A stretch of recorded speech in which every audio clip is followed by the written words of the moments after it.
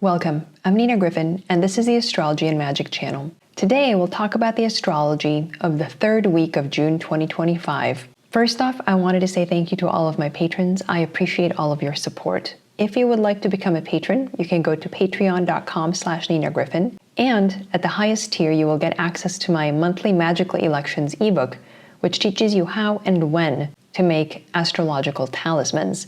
You will also get early access to these video forecasts. June 15th, Mars at 28 Leo will square Uranus in Taurus. This is a disruptive and violent combination of a superior planet and an outer planet. For not only is Mars the god of war, but Uranus is a primordial old god of the sky, the father of the Titans, with no concern for humanity's well-being. In addition, Mars conjoins warlike, confident fixed star Regulus, while Uranus conjoins Algol, the head of the Gorgon Medusa. Not only might this combination bring human violence and conflict, but we could also see violent natural disasters now, thanks to the presence of the fixed stars and the impersonal god Uranus. This combination will bring large movements and sudden shifts in matters great and small. Same day, June 15th, Jupiter at 1 Cancer will square Saturn in Aries. We will have the last Jupiter-Saturn square of the sequence now.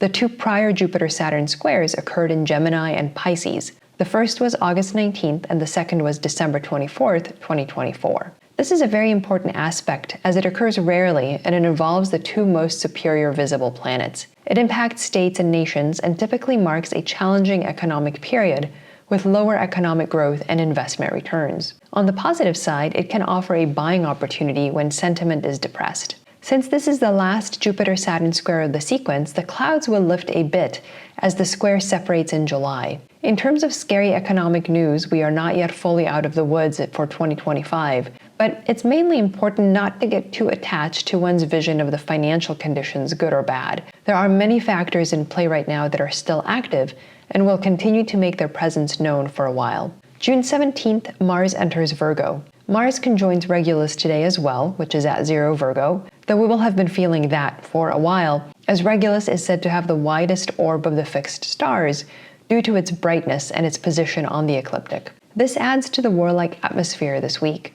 Mars is not very dignified in Virgo, as he is in the domicile of Mercury here, so Mars's drive and aggression will manifest through the earthy material applications of Virgo. Molding the physical world according to one's will is a classic Mars in Virgo manifestation. Mercury's attention to detail becomes supercharged and can sometimes descend into nitpickiness. We can also think of Mars as entering Mercury's domain in order to be transformed, as that is Mercury's essential function. Mars or conflict is destabilized but also refined by Mercury, as we see when Mars enters any of Mercury's signs. June 18th, Jupiter at 2 Cancer squares Neptune in Aries. Like Jupiter square Saturn, this aspect is another heavyweight, and we must look at it in combination with Jupiter square Saturn earlier this week. The presence of Neptune adds a layer of confusion and opacity to what is happening. Economic news may be bad, but also unclear, or it will be later proved incorrect, or we'll find out we misinterpreted it. This combination of planets can bring the desire for justice between the powerful and the powerless,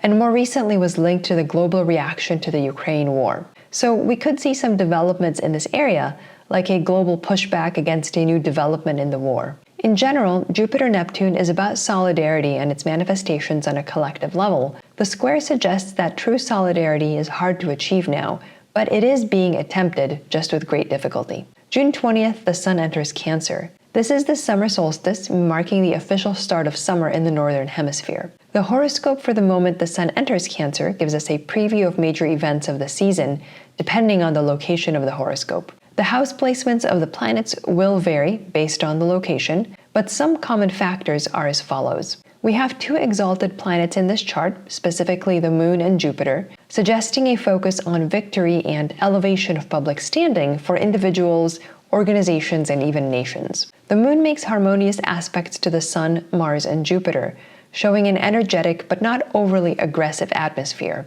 The house of the Moon will provide additional clues about that nation's current focus and the zeitgeist. Mercury in Cancer and Venus in Taurus are still in sextile, suggesting a combination of beauty and skill that captures the public imagination. Saturn, however, is in his fall in Aries, suggesting difficulty in the house wherever he may be. In the US, he is in the second house of money, conjoining the lot of fortune, suggesting pressure on the nation's finances, public or private. Thanks for watching. I'm Nina Gryphon, and this is the Astrology and Magic channel.